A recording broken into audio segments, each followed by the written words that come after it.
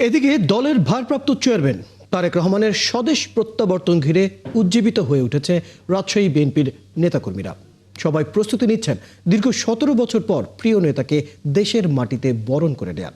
তারেক রহমান দেশে এসে নবীন প্রবীণের সমন্বয় সাম্য ও মানবিক বাংলাদেশ গড়তে ভূমিকা রাখবেন বলে মনে করছেন দলটির নেতাকর্মীরা। রশিদুল হক রুশোর প্রতিবেদন। ১, ৫ বা ১০ নয়, অপেক্ষার অবসান ঘটছে দীর্ঘ ১৭ বছর পর। দেশে ফিরছেন দলের অভিভাবক প্রিয় নেতা তারেক রহমান। তাই তো সারা দেশের মতো রাজশাহী বিএনপি নেতাকর্মীদেরও উচ্ছ্বাস যেন বাঁধ ভাঙা। আজকে সারা বাংলাদেশের মানুষ, জনসাধারণ থেকে শুরু করে সবাই ঐক্যবদ্ধ হয়েছে। আগামী দিনের নবীন প্রবীণের সমন্বয়ে একটা সুন্দর সাম্য এবং মানবিক বাংলাদেশ তিনি সবাইকে উপহার দিতে পারেন। উনি ফিরে আসার পর যেটুকু ত্রুটি বিচ্যুতি আছে ইনশাআল্লাহ উনি পরিপূর্ণ করবেন। প্রিয় নেতাকে বরণ করে নিতে কমতি নেই প্রস্তুতির। পাড়া মহল্লায় চলছে বৈঠক, রাজপথে চলছে প্রচার মিছিল।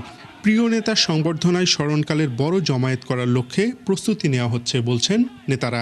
সাধারণ মানুষকে সম্পৃক্ত করে আমরা ঢাকায় উত্তরবঙ্গের পক্ষ থেকে সর্বোচ্চ সংখ্যক লোক নিয়ে যাব।